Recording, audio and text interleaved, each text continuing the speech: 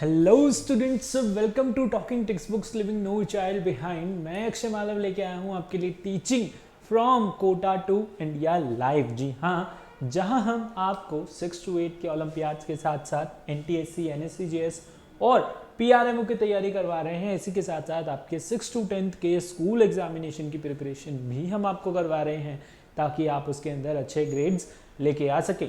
Okay और इसी काम में हमारी पूरी एक्सपर्ट टीम लगी हुई है जोर शोर से आपको पढ़ाने के लिए, प्रॉपर नोट्स आपके लिए लेने के लिए, प्रॉपर लेक्चर्स आपको प्रोवाइड करवाने के लिए। सो आई होप आप भी अच्छे से तैयारी कर रहे हो, प्रॉपर नोट्स ले रहे हो, प्रॉपर लेक्चर्स ले रहे हो।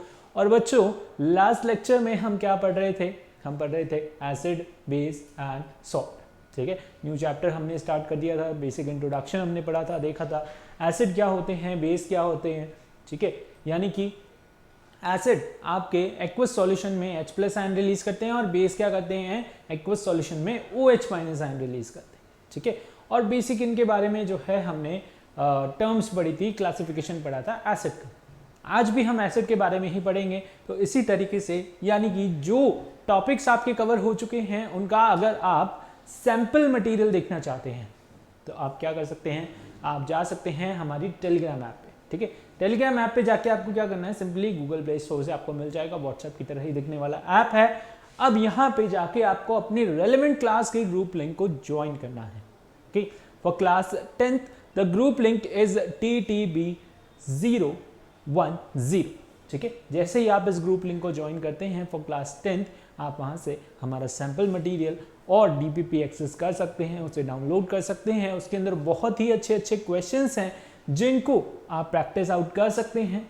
ठीक है, और अगर वो मटेरियल आपको पसंद आता है तो उसके जैसा ही मटेरियल यानी कि कॉम्प्रिहेंसिव मटेरियल आपको मिलेगा। कहाँ से?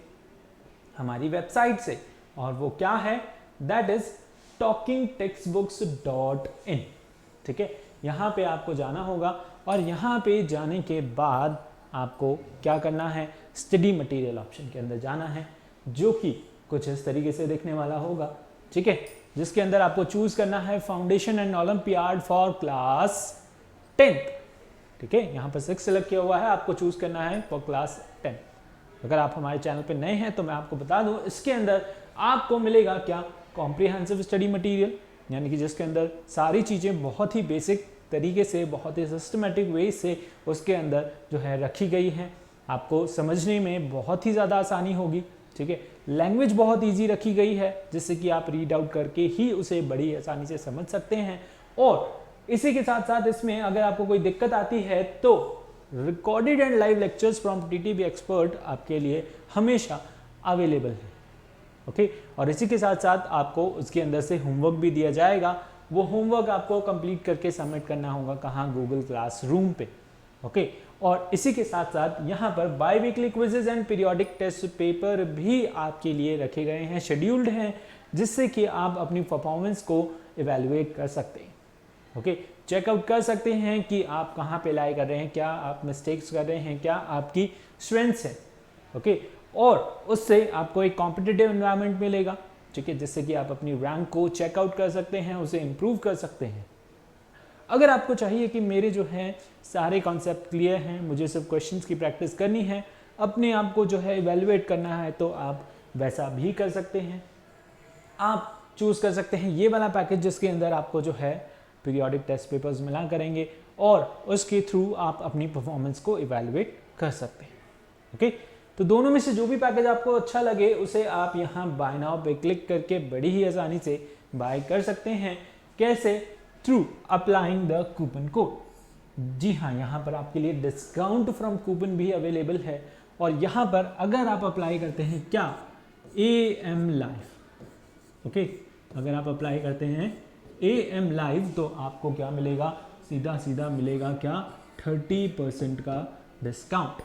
ठीक है, 30% का डिस्काउंट मिलेगा अगर आप चूज करते हैं AM लाइव, कोड अप्लाई करते हैं और उसके बाद सिंपली यहाँ बाय पैकेज पे क्लिक करके आप इसे बाय कर सकते हैं through any means, through credit card, debit card और थ्रू नेट बैंकिंग। ठीक है, अपने फ्रेंड्स को बताइए। अगर आपने भी अभी तक सब्सक्रिप्शन नहीं लिया है तो बड़ी आसानी से आप सब्सक्रिप्शन ले सकते हैं। ओके, चलिए, अगर आपके मन में कुछ क्वेरीज रह गई हैं, कुछ सवाल उठ रहा है तो आप उसे पूछ सकते हो बड़ी आसानी से। क्या करना होगा, इस नंबर पे कॉल करना होगा। नंबर बहुत सिंपल है 9549041111। ओके, फटाफट से नंबर नोट कर सकते हैं और कॉल कर सकते हैं, अपनी क्वेरीज अपनी क्वेश्चंस को पूछ सकते हैं। ठीक है, चलिए आगे बढ़ते हैं बच्चों। लेक्चर स्टार्ट करने से पहले हम क्या करेंगे, कार्डिनल प्रॉमिस करेंगे। जैसा कि आपको तो मालूम ही है, ओके, आप हमारे साथ बने हुए हैं, तो हम क्या करते हैं, कार्डिनल प्रॉमिस करते हैं। क्यों करते हैं, to become a smart student, है ना। तो जल्दी से कार्डिनल प्रॉमिस कर लीजिए। I promise to listen to the complete lecture and make proper notes of it so that I can become a smart student, ताकि मैं क्या बन सकूं, स्मार्ट स्टूडेंट बन सकूं। ठीक है, चलिए आगे बढ़ते हैं। लेक्चर को आपको एंड तक सुनना है, प्रॉपर नोट्स लेने हैं, तभी आप स्मार्ट स्टूडेंट बनेंगे। यानी कि थोड़ा सा हार्डवर्क भी उसमें आपको जो है एक मसाले की तरह जो है ऐड अप करना होगा, थोड़ा स्पाइसेस बढ़ जाएगा उसका, आपको मजा आएगा। आज जो हम पढ़ने वाले हैं, लर्निंग आउटकम्स जो आज हमारे होंगे वो क्या है, एसिड्स के बारे में ही हम आगे के पॉइंट्स पढ़ेंगे, यानी कि उसका क्लासिफिकेशन पढ़ेंगे। लास्ट लेक्चर में हमने पढ़ा था about acid basis, basic introduction हमने पढ़ा था कि एसिड टेस्ट में खट्टे होते हैं और they are corrosive in nature and they give H+ ion hydronium ion in their aqueous solution. Okay, आज भी हम उसी के बारे में पढ़ेंगे, उसी की क्लासिफिकेशन पढ़ेंगे, लेकिन जो है फर्दर पॉइंट्स। ओके, तो यहाँ पर है हमारा पहला, हमने पढ़ चुके हैं about the occurrence. Okay, occurrence के बारे में हम देख चुके हैं, एसिड कैसे अकर होते हैं, सोर्सेज क्या होते हैं, कहने का मतलब okay, what are the sources of acid. Acid हमारे ऑर्गेनिक होते हैं और इनऑर्गेनिक होते हैं। ठीक है, ऑर्गेनिक मतलब हमें लिविंग बीइंग से मिलते हैं। ठीक है, और जो है इसके अंदर कार्बन कंटेंट जो है एक मेन आपका एलिमेंट प्रेजेंट रहता है। ठीक है, और इनऑर्गेनिक होते हैं आपके मिनरल एसिड्स जो आपको रॉक और मिनरल से मिलते हैं। ठीक है, सारे ही हम अपने जो भी केमिकल हैं वो सारे ही क्या हैं, आपके इनऑर्गेनिक्स होते हैं। ठीक है, और यहाँ पर हमारे पास है क्या, ऑर्गेनिक जो आपको फ्रूट्स से मिलते हैं जनरली। ठीक है, वेजिटेबल से मिलते हैं, प्लांट से मिलते हैं, एनिमल से मिलते हैं, कहने का मतलब। Okay, then we have on the basis of strength, हमारे पास क्या है, स्ट्रॉन्ग एसिड है, वीक एसिड है। ठीक है, और इसी के बाद हमारे पास क्या है, कॉन्सेंट्रेशन के बेसिस पे आज हम देखेंगे कि कॉन्सेंट्रेटेड और डाइल्यूट एसिड आपके क्या होते हैं। इसके बाद हम देखेंगे बेसिसिटी के बारे में कि मोनोबेसिक, डाईबेसिक, ट्राईबेसिक और टेट्राबेसिक एसिड कौन से होते हैं, क्या होते हैं। चलिए, तो ये आप पढ़ चुके थे, किसके बारे में, अकरेंस के बारे में। ठीक है, ऑर्गेनिक और इनऑर्गेनिक कहाँ से मिलते हैं, आपको लिविंग बीइंग से मिलते हैं, जनरली प्लांट्स और एनिमल से मिलते हैं। ठीक है, सारे ही कहाँ से मिल रहे हैं, प्लांट्स और एनिमल से। ओके, यहाँ पर कुछ एसिड्स के आपको एग्जाम्पल भी गिवन है। ठीक है, जैसे कि आपका सिट्रिक एसिड हो गया, लैक्टिक एसिड, ये सारे ही क्या हैं, ऑर्गेनिक एसिड है। ये सब हम डिटेल में पढ़ चुके हैं। इनऑर्गेनिक एसिड्स यहाँ पर आपको जो कहाँ से मिल रहे हैं, रॉक्स और मिनरल से मिल रहे हैं, वो क्या हैं, इनऑर्गेनिक एसिड, इन्हें हम मिनरल एसिड्स भी बोलते हैं। ठीक है, चलिए आगे। इसके बाद है आपके पास on the basis of strength we have strong acid. Strong acid कौन से एसिड होते हैं, जो कि कंप्लीटली क्या हो जाए, डिसोसिएट हो जाए, आयनाइज हो जाए इन देयर एक्वस सॉल्यूशन, अपने एक्वस सॉल्यूशन के अंदर। ठीक है, वो क्या होंगे, आपके स्ट्रॉन्ग एसिड होंगे, जैसे कि हाइड्रोक्लोरिक, सल्फ्यूरिक और नाइट्रिक एसिड क्या हैं, आपके स्ट्रॉन्ग एसिड्स हैं। ठीक है, और यहाँ पर क्या है, आपके वीक एसिड्स। ठीक है, वीक एसिड्स कौन से एसिड होंगे, जो कि पार्शियली आयनाइज होंगे, जो कि क्या होंगे, पार्शियली आयनाइज होंगे, यानी कि इनकम्प्लीट डिसोसिएशन ऑफ एसिड। ठीक है, उसे हम क्या बोलेंगे, वीक एसिड बोलेंगे। वीक एसिड के एग्जाम्पल हैं, सारे ही ऑर्गेनिक एसिड्स आ गए आपके। ठीक है, कुछ आपके इनऑर्गेनिक एसिड भी हैं जो क्या हैं, वीक एसिड्स। ओके, चलिए नाउ इसके बाद आता है हमारा main topic, that is on the basis of concentration.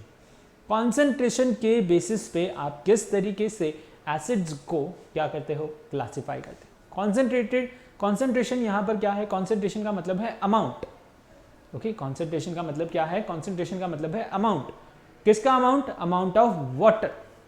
ठीक है, किसी एसिड में अमाउंट का वाटर जो है, वाटर का अमाउंट, अमाउंट का वाटर। ओके, सो वाटर का अमाउंट अगर क्या है, कम है, तो वो क्या है, कॉन्सेंट्रेटेड एसिड। ठीक है, और वो एसिड जिसके अंदर एसिड का अमाउंट कम है लेकिन वाटर का क्वांटिटी या वाटर का अमाउंट ज्यादा है, तो वो क्या होगा, वो एसिड होगा आपका डाइल्यूट एसिड। ठीक है, तो यहाँ पर हम वाटर की क्वांटिटी से चेक कर रहे हैं, वाटर की क्वांटिटी से बना रहे हैं क्या, कॉन्सेंट्रेटेड और डाइल्यूट एसिड। ठीक है, अब देखिए बाय यहाँ पर by the term concentration we mean the amount of water present in the given sample of acid.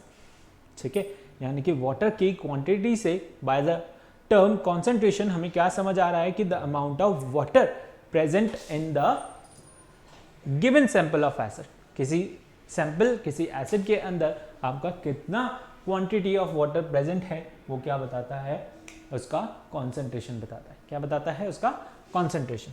Okay, so concentration के बेसिस पे हमारे पास क्या है, कॉन्सेंट्रेटेड और डाइल्यूट एसिड।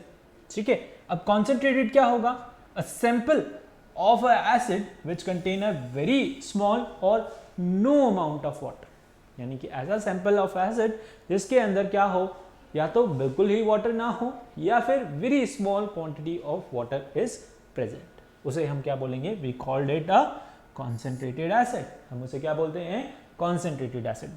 ठीक है, अ कॉन्सेंट्रेटेड एसिड में नॉट, यहां पर ये क्या हो गया आपका कॉन्सेंट्रेटेड एसिड। अब डाइल्यूट क्या होता है, डाइल्यूट इसका अपोजिट। ठीक है, जिसके अंदर क्या हो, एसिड की क्वांटिटी कम हो और वाटर की क्वांटिटी क्या हो, ज्यादा हो। ठीक है, तो यहां पर क्या होगा, डाइल्यूट की डेफिनेशन क्या हो जाएगी, concentrated acid may not necessary be strong acid. अब जरूरी नहीं है कि आपका कॉन्सेंट्रेटेड का मतलब, कभी कभार बच्चे किससे रिलेट करते हैं, स्ट्रॉन्ग एसिड्स, है ना, स्ट्रॉन्ग है तो मतलब क्या है, कॉन्सेंट्रेटेड, ऐसा नहीं होता। ठीक है, आप यहां पर अगर एग्जाम्पल लेना चाहें तो क्या आप, चलिए पहले एक बार हम डाइल्यूट एसिड पढ़ लेते हैं, फिर हम जो है कंपेयर करके आपको बताएंगे। तो यहाँ पर ये डेफिनेशन, यहाँ पर ये लाइन कह रही है कि जरूरी नहीं है कि जो आपका कॉन्सेंट्रेटेड एसिड है तो वो इसका मतलब होगा कि वो क्या होगा, स्ट्रॉन्ग एसिड होगा, जी नहीं। ठीक है, while and dilute acid may not be mean necessary be a weak acid. Okay, dilute acid है तो इसका मतलब ये नहीं है कि वो क्या है, वीक एसिड है। Okay, a strong acid will remain strong even if it is diluted। अगर हम strong acid को dilute कर दें तब भी वो क्या रहेगा, strong ही रहेगा, because it produces a large concentration of hydronium ion in the aqueous solution। strong और weak हमें कैसे पता चलता है, उनके हाइड्रोनियम आयन रिलीज करने की कैपेसिटी से, यानी कि वो कितना उसके अंदर डिसोसिएट कर सकते हैं, कितना वो आयनाइज हो सकते हैं, उससे हमें पता चलता है कि आपका जो एसिड है वो क्या है, स्ट्रॉन्ग है कि वीक है। ठीक है, अब यहाँ पर क्या हो रहा है, हम वाटर का जो है वाटर ऐड कर रहे हैं, डाइल्यूट करने के लिए हम क्या करते हैं, वाटर ऐड करते हैं। सो उसके बेसिस पे हम बताते हैं कि आपका जो एसिड है वो क्या है, कॉन्सेंट्रेटेड है कि डाइल्यूट है। ठीक है, so on the other hand weak acid will remain weak even when the concentrated, because it will produce lesser amount of concentration of hydronium ion in aqueous solution। यानी कि as strong acid भी strong ही रहेगा dilute करने पर, और weak acid भी weak ही रहेगा dilute करने पर। ठीक है, वो change नहीं हो जाएगा, strong आपका weak नहीं होगा और weak आपका जो है और weak नहीं होगा। ठीक है, dilution पे। ओके, सो अब यहाँ पे क्या करते हैं हम एसिड को, अब इनके एग्जाम्पल क्या हैं, आप बता सकते हो इनके एग्जाम्पल क्या हैं। ओके, इनके एग्जाम्पल कुछ भी नहीं है, कोई भी एसिड आपका स्ट्रॉन्ग हो सकता है और कोई भी एसिड आपका स्ट्रॉन्ग नहीं, सॉरी, कोई भी एसिड आपका कॉन्सेंट्रेटेड हो सकता है और कोई भी एसिड आपका यहाँ पर डाइल्यूट हो सकता है। सपोज HCl है, HCl आपका क्या है, कॉन्सेंट्रेटेड भी हो सकता है और एसिड HCl आपका डाइल्यूट भी हो सकता है। ठीक है, ये क्या हो सकता है, डाइल्यूट भी हो सकता है और ये कॉन्सेंट्रेटेड भी हो सकता है। कैसे, इसके अंदर आप क्या कर दो, यहाँ पर वाटर ऐड कर दो, आपके पास क्या है, कॉन्सेंट्रेटेड है, इसमें आपने वाटर ऐड कर दिया तो ये क्या हो गया, डाइल्यूट बन गया। ठीक है, इसमें से वाटर आपने हटा दिया, ठीक है, इसमें वाटर आपने ऐड नहीं किया तो ये क्या है, कॉन्सेंट्रेटेड ही है। ठीक है, सो कोई भी एसिड को आप, यानी वीक एसिड भी ले सकते हो इसकी जगह और स्ट्रॉन्ग एसिड भी ले सकते हो, किसी भी एसिड को आप डाइल्यूट कर सकते हैं। ठीक है, अब यहाँ पर जैसा कि आपको बता चुके हैं कि स्ट्रॉन्ग एसिड और वीक एसिड का मतलब यहाँ पर कॉन्सेंट्रेटेड और डाइल्यूट नहीं होता। ठीक है, अब क्वेश्चन आता है कि आप एसिड को डाइल्यूट कैसे करोगे। ठीक है, how can an acid be diluted. यहाँ पर पूरा प्रोसेस है कि आसान नहीं है to dilute a acid. Simply dilute करने के लिए जैसे क्या करते हैं, हम वाटर ऐड करते हैं। तो आप क्या कीजिए, एक एसिड लीजिए जग भर के, ओके, बीकर आपने फुल ऑफ क्या लिया, एसिड लिया, और उसमें क्या किया, एक बीकर फुल ऑफ वाटर जो है ऐड कर दिया, ठीक है। क्या वो वहां पर इजीली डाइल्यूट हो जाएगा? क्या इतना आसान है डाइल्यूट करना? नहीं, ठीक है। तो डाइल्यूट आप कैसे करेंगे? See, dilution is your exothermic process. Dilution क्या है? आपका एक्सोथर्मिक प्रोसेस है, यानी कि जब भी आप डाइल्यूट करेंगे एसिड को, वहां पे क्या होगी, हीट लिबरेट होगी। क्या लिबरेट होगी? हीट लिबरेट होगी, ठीक है। तो अगर आप क्या करते हैं, एसिड के अंदर वाटर डालेंगे तो वहां पर कुछ इस तरीके से ब्लास्ट भी हो सकता है, ओके। और अगर आप क्या करते हैं, वाटर के अंदर एसिड डालते हैं तो वहां पर जो है प्रॉपर डाइल्यूशन होगा, किसका? एसिड का, ठीक है। तो see that it is always desirable to add acid to water. क्या करें? हमेशा क्या करें? एसिड डालें किसके अंदर? वाटर के अंदर। Keeping the solution continuously stared. उसको कंटिन्यूसली क्या करते रहें? स्टेयर करते रहें, घुमाते रहें, ताकि उसका जो है एक जगह कॉन्सेंट्रेशन ना रहे, वो पूरा जो है फुल्ली क्या हो जाए, अच्छे से उसके अंदर डिजोल्व होता रहे, उसकी हीट जो है एब्जॉर्ब हो जाए किसके अंदर? वाटर के अंदर। वाटर क्या है? बहुत ही अच्छा कूलेंट है, ठीक है। वो क्या कर लेता है? हीट एब्जॉर्ब करता है, इसलिए उसे एज अ कूलेंट यूज किया जाता है, ठीक है। तो यहाँ पर भी वो क्या करेगा, जो यहाँ पर एसिड है वो हीट लिबरेट करेगा, वो उस हीट को क्या कर लेगा? एब्जॉर्ब कर लेगा, ठीक है। So while preparing a dilute solution of acid, okay, specially of mineral acid, we should always slowly add acid to water. हमें क्या करना है? धीरे धीरे क्या करना है? एसिड डालना है किसके अंदर? वाटर के अंदर, okay. Otherwise, so much heat is produced during dilution process, okay, in that container, especially that of glass may break. अगर आप एकदम से डालेंगे, ठीक है, एकदम से आपने क्या किया, एसिड के अंदर जो है वाटर डाल दिया, ओके, आपके पास क्या था? एसिड था, उसमें आपने वाटर डाल दिया, और अगर वो ग्लास का बीकर है तो वहां पर वो ग्लास बीकर जो है ब्रेक भी हो सकता है, ठीक है, और वहां पर बहुत ही तेज जो है फ्यूम्स निकलेंगे और वो बीकर जो है कम्प्लीटली ब्रेक हो जाएगा, क्योंकि वहाँ पर हीट लिबरेट होगी और उसे जगह नहीं मिलेगी, तो वहाँ पर वो बीकर जो है ब्रेक हो जाएगा, ठीक है। तो आपको बहुत ही कॉन्शियसली जो है कॉशियसली उसे डाइल्यूशन प्रोसेस को अटेम्प्ट करना है, ठीक है। The hot content may also cause an explosion and spill on our clothes and body, ठीक है। This may result into serious acid burn. कभी गलती से अगर वो टूट गया और आप बहुत ही उसके पास खड़े हैं तो आपके कपड़ों पे गिर जाएगा, आपकी बॉडी पे गिर जाएगा, और वहां पे it will cause you burn, okay. Irritation होगी, आपके कपड़े भी जल सकते हैं, ठीक है, क्योंकि वहां पर बहुत ही तेज हीट लिबरेट होगी। क्या है? वहां पर कॉन्सेंट्रेटेड एसिड है, आप उसे क्या कर रहे हो? डाइल्यूट कर रहे हो, ओके। तो डाइल्यूशन आपको कैसे करना है? ध्यान रखना है, always add acid to water by continuous stirring करते हुए, ठीक है, कंटिन्यूसली उसे हिलाते रहें। ड्रॉप बाय ड्रॉप आप क्या करें? वाटर के अंदर क्या करें? एसिड को डालें, ठीक है, जिससे कि वो क्या हो जाए? डाइल्यूट हो जाए। ज्यादा क्वांटिटी में हमें क्या चाहिए? वाटर चाहिए। कम क्वांटिटी में क्या होगा? एसिड होगा, उसे हम क्या बोलेंगे? डाइल्यूट एसिड बोलेंगे, ठीक है। अंडरस्टूड? बेसिक प्रोसेस था, बहुत ईजी था, ठीक है, और इजीली ही आपको ये क्या करना है? डाइल्यूट करना है, ठीक है। गलती नहीं करना, एसिड के अंदर वाटर नहीं डालना। क्या करना है? Always add acid to water, ठीक है। एसिड को डालना है वाटर के अंदर, एसिड के अंदर वाटर नहीं डालना, ठीक है। समझ आया? Okay, understood? चल आगे बढ़े। नेक्स्ट है हमारे पास term that is classification of acid on the basis of their basicity. Basicity के बेसिस पे हम क्या करेंगे? उसका क्लासिफिकेशन करेंगे, ठीक है।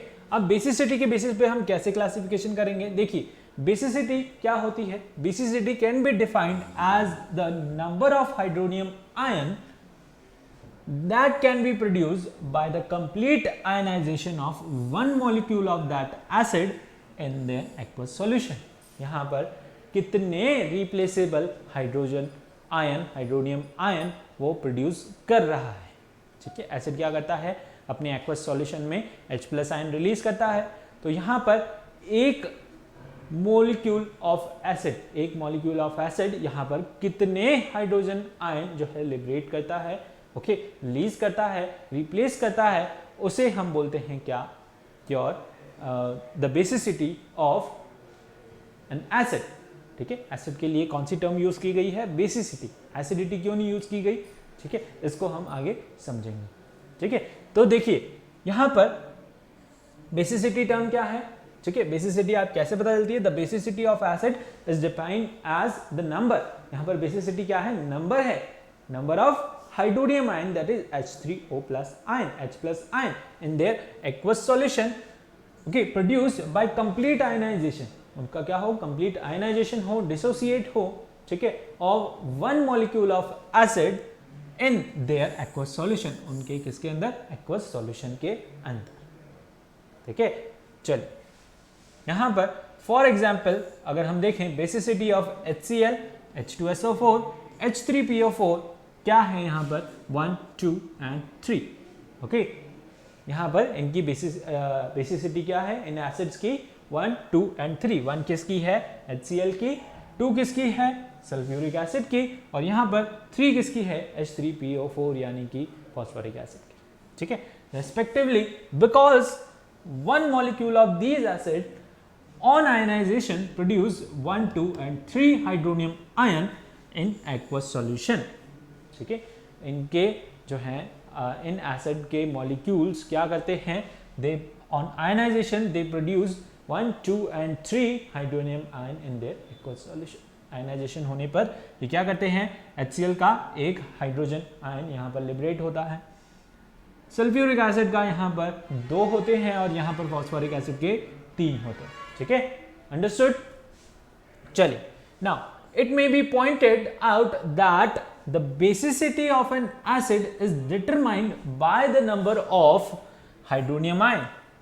ठीक है, यहां पर ये पॉइंट हमें दिखता है, लेकिन प्रोड्यूस पर molecule of acid on ionisation and not the number of hydrogen atom present in one molecule of an acid. यहां पे ये टर्म, ये पैराग्राफ हमसे क्या कह रहा है, दिस इज सेइंग दैट यहां पर the basicity of an acid is determined by the number of hydronium ion produced, ना कि number of hydrogen atoms present in one molecule।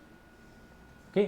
यहाँ पर आप देखने को आपको ऐसे लग रहा होगा कि इसमें जितने हाइड्रोजन एटम प्रेजेंट हैं उतने ही ये क्या करेंगे, हाइड्रोनियम आयन प्रोड्यूस करेंगे। ऐसा नहीं है, ठीक है, ये गलतफहमी आपको नहीं पालनी है। ठीक है, यहाँ पर बेसिसिटी कैसे पता चल रही है कि ये कितने हाइड्रोनियम आयन क्या करेगा, आयनाइज करेगा, रिप्लेस करेगा या फिर जो है डिसोसिएट करेगा। ठीक है, ना कि ये कितने जो हैं इसके अंदर हाइड्रोजन एटम हैं, उससे आपको पता चलेगी कि इसकी बेसिसिटी क्या है। ओके, सो यहीं पर यहाँ पर पैराग्राफ में यही लिखा हुआ है, the basicity of an acid is determined by the number of hydronium ion produced per molecule of acid on ionization. Okay, not the number of hydrogen atom present in the one molecule of acid। ठीक है, यानी कि जितने hydrogen atom present हैं इससे उसकी basicity नहीं पता चलती। किससे पता चलती है, उसके हाइड्रोनियम आयन से पता चलती है, यानी कि कितने हाइड्रोनियम आयन वो क्या करेगा, प्रोड्यूस करेगा ऑन आयनाइजेशन। ओके, चलिए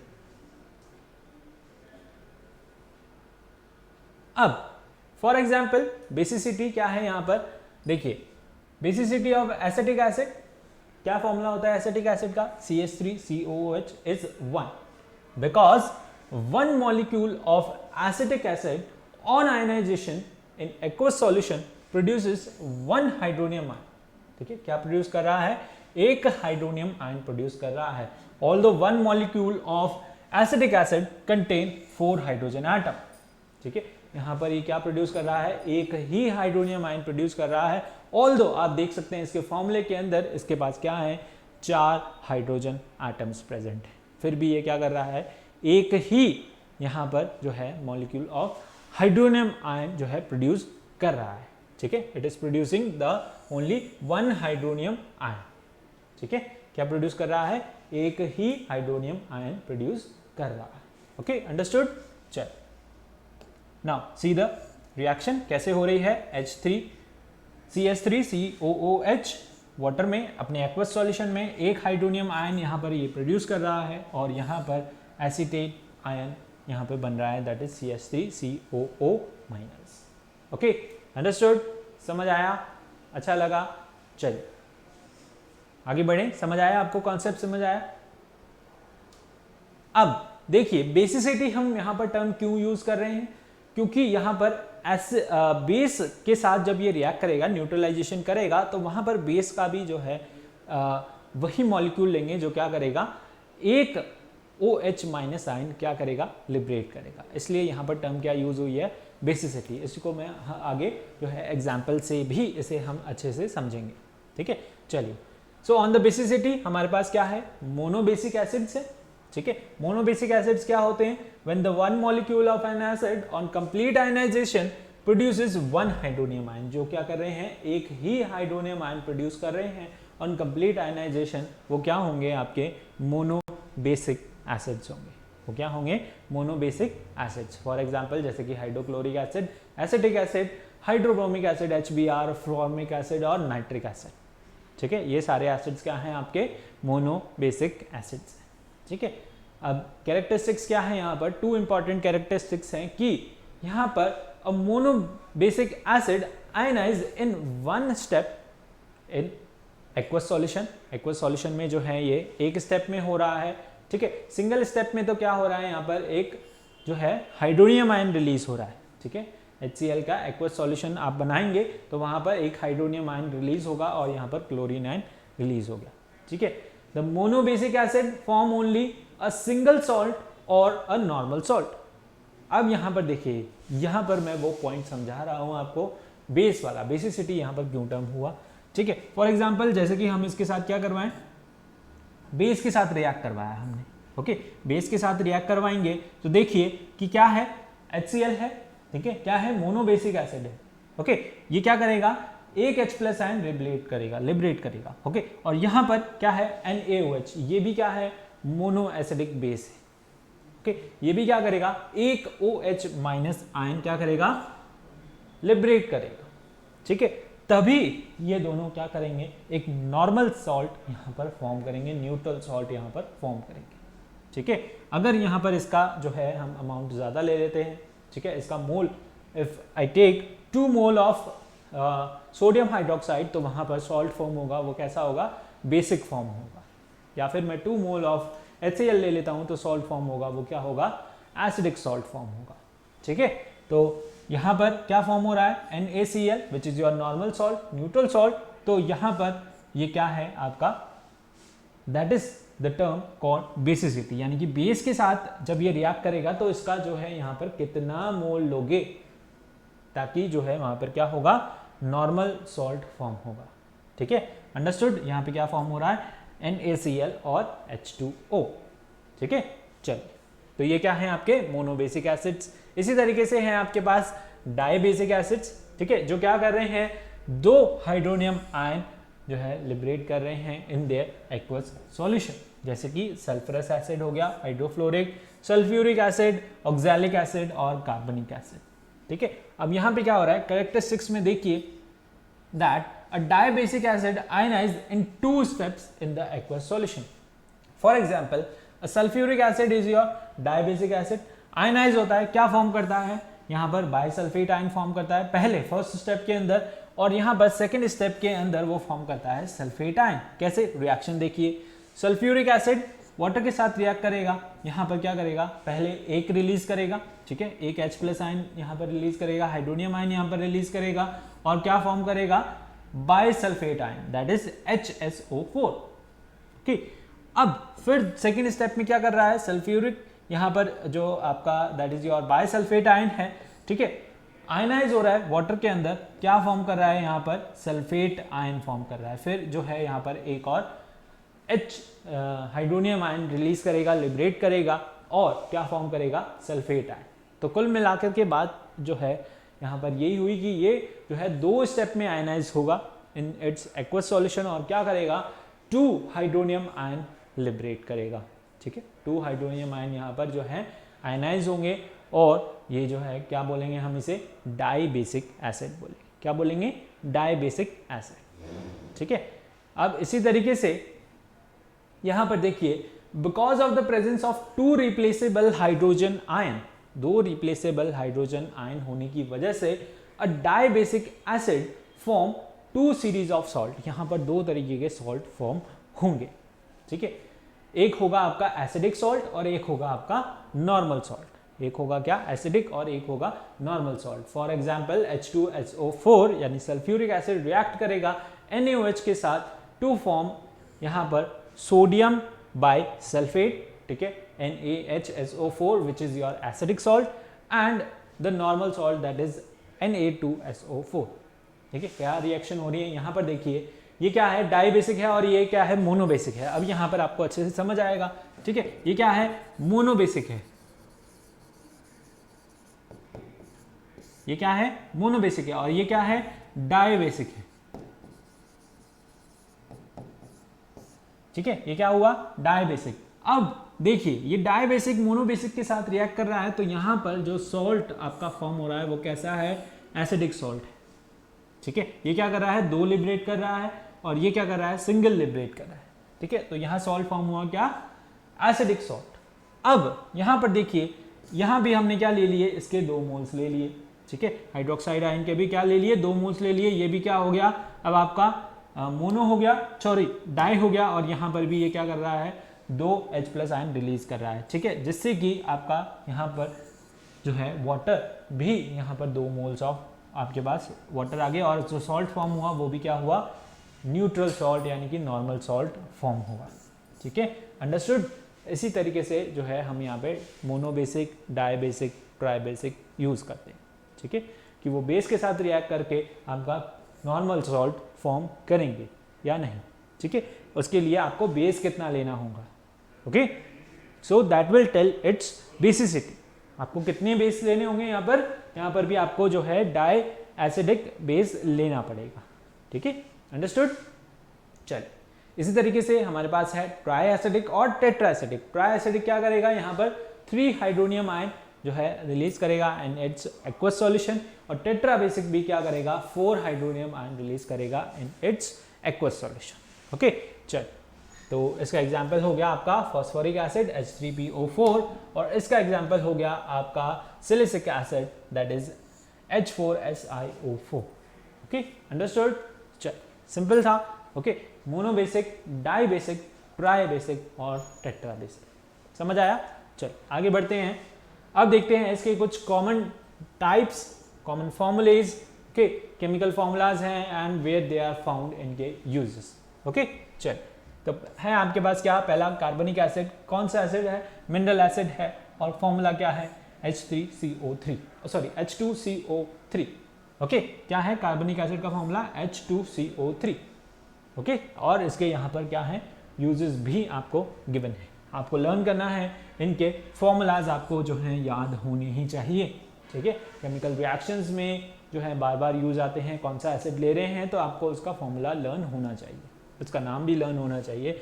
nitric acid is your HNO3। आपको पता ही है क्या है ये? Mineral acid.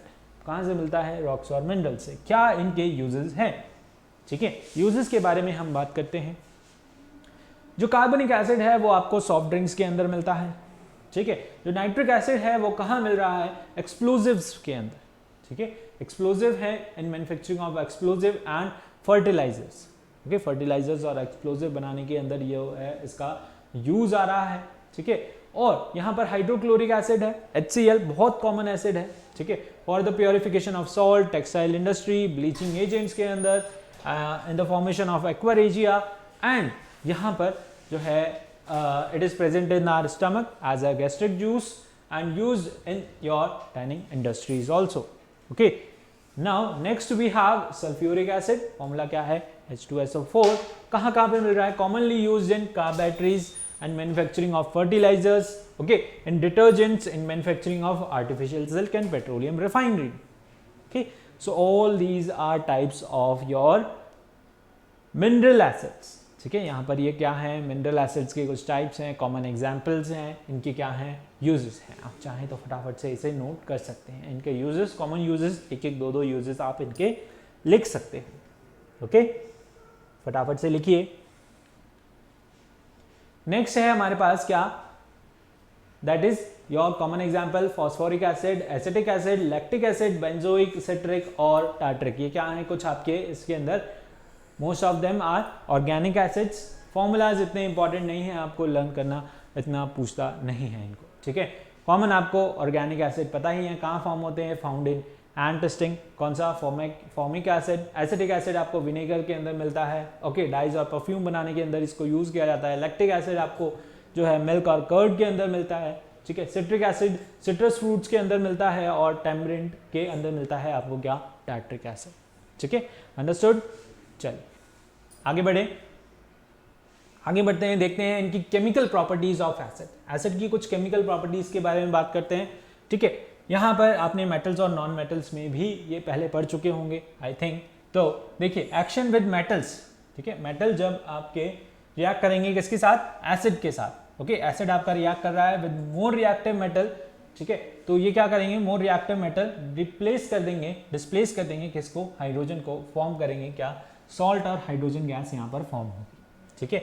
और यहाँ पर एसिड जब रिएक्ट करेंगे less reactive metals than hydrogen, तो वहां पर नो रिएक्शन होगी, यानी कि लेस रिएक्टिव मेटल जैसे कि गोल्ड, सिल्वर, कॉपर, ये हाइड्रोजन को रिप्लेस नहीं कर सकते, डिस्प्लेस नहीं कर सकते, ओके। फॉर एग्जांपल देखिए यहाँ पर क्या होगा कि सोडियम है, ठीक है, किससे रिएक्ट कर रहा है, डाइल्यूट आपका दैट इज HCl। अब यहाँ पे क्या फॉर्म हो रहा है, NaCl प्लस H2, ओके। यहाँ पर सोडियम क्या है, ज्यादा रिएक्टिव है किससे, हाइड्रोजन से, तो वो क्या कर देगा, हाइड्रोजन को डिस्प्लेस कर देगा फ्रॉम HCl, ओके। HCl से इसे डिस्प्लेस कर देगा, हाइड्रोजन को डिस्प्लेस कर सकता है क्या, sodium, because it is more reactive. क्या फॉर्म कर लेगा, सॉल्ट फॉर्म कर लेगा NaCl, और हाइड्रोजन गैस यहाँ पर क्या होगी, लिबरेट होगी, ठीक है। इसी तरीके से मैग्नीशियम भी डिस्प्लेस कर सकता है किसको, हाइड्रोजन को, फॉर्म कर सकता है सॉल्ट मैग्नीशियम सल्फेट, और हाइड्रोजन गैस यहाँ भी क्या होगी, लिबरेट होगी, ठीक है। Metals can displace hydrogen from its dilute acid known as active metals. जो मेटल्स आपके हाइड्रोजन को डिस्प्लेस कर सकते हैं उन्हें हम क्या बोलते हैं, एक्टिव मेटल और रिएक्टिव मेटल्स, जैसे कि sodium, potassium, zinc, iron, calcium, magnesium etcetera, ठीक है। ये आपको रिएक्टिविटी सीरीज में से पता चलेगा कि कौन से मेटल जो हैं ज़्यादा रिएक्टिव हैं, जो हाइड्रोजन से ऊपर आते हैं वो क्या है, ज़्यादा रिएक्टिव हैं किससे, हाइड्रोजन से, यानी कि ज़्यादा एक्टिव हैं हाइड्रोजन से, और जो हाइड्रोजन से नीचे आते हैं they are less reactive, okay. Understood.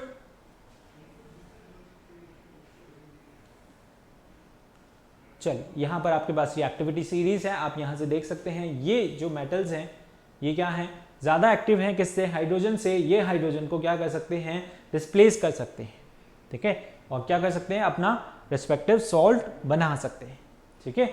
और जो metals they come bottom at the reactivity series, और जो क्या है, कम रिएक्टिव हैं किससे, हाइड्रोजन से, वो हाइड्रोजन को डिस्प्लेस नहीं कर सकते, इसलिए वहां पर कोई रिएक्शन नहीं होती, ठीक है। तो आप देख सकते हैं यहाँ पर जिंक और सल्फ्यूरिक एसिड के साथ रिएक्ट कर रहा है, क्या कर रहा है, जिंक सल्फेट फॉर्म कर रहा है और हाइड्रोजन गैस, ओके। ये H2 थोड़ा सा यहाँ पर नीचे खिसक गया, कोई बात नहीं।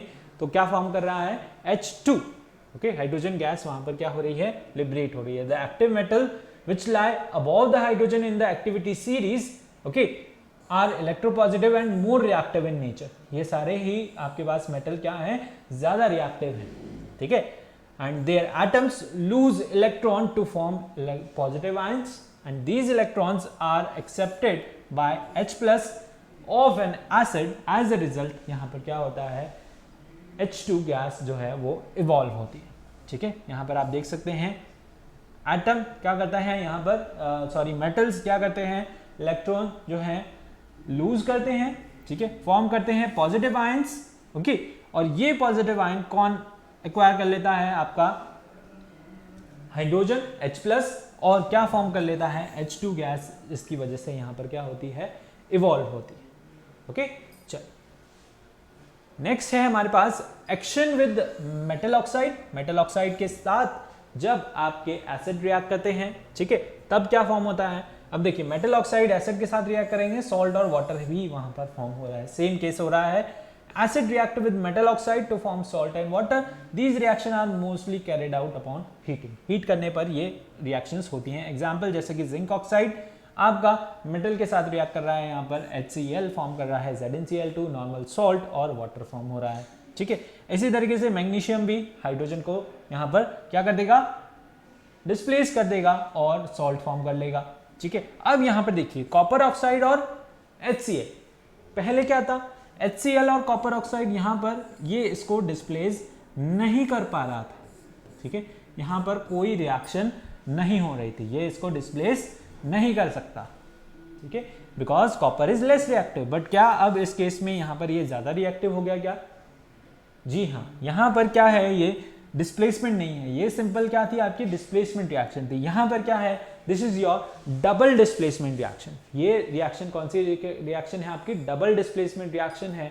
यहाँ पर क्या करेगा, हाइड्रोजन जो है कॉपर को डिस्प्लेस करेगा और क्या फॉर्म करेगा, यहाँ पर वाटर फॉर्म करेगा और सॉल्ट फॉर्म होगा कॉपर क्लोराइड, ठीक है, कॉपर क्लोराइड CuCl2, यहाँ पर सॉल्ट फॉर्म होगा और यहाँ पर H2O जो है फॉर्म होगा, ठीक है। चलिए, action with metal oxide. Next we have action with metal carbonates and metal bicarbonates, ठीक है। मेटल कार्बोनेट्स के साथ जब आपका यहाँ पर HCl रिएक्ट करेगा, क्या फॉर्म करेगा, अगेन सॉल्ट फॉर्म करेगा, वाटर फॉर्म होगा और कार्बन डाइऑक्साइड गैस फॉर्म होगी। क्या फॉर्म होगी, कार्बन डाइऑक्साइड CO2 गैस जो है यहाँ पर फॉर्म होगी, okay. So CaCO3 that is your calcium carbonate, normally किसके साथ रिएक्ट कर रहा है, HCl के साथ, जिसकी वजह से क्या फॉर्म हो रहा है, कैल्शियम क्लोराइड, वाटर प्लस यहाँ पर CO2। इसी तरीके से यहाँ पर मेटल बाइकार्बोनेट के साथ रिएक्ट कर रहा है, सल्फ्यूरिक एसिड है, क्या फॉर्म हो रहा है, सॉल्ट फॉर्म हो रहा है, that is sodium sulphate, water plus CO2, okay.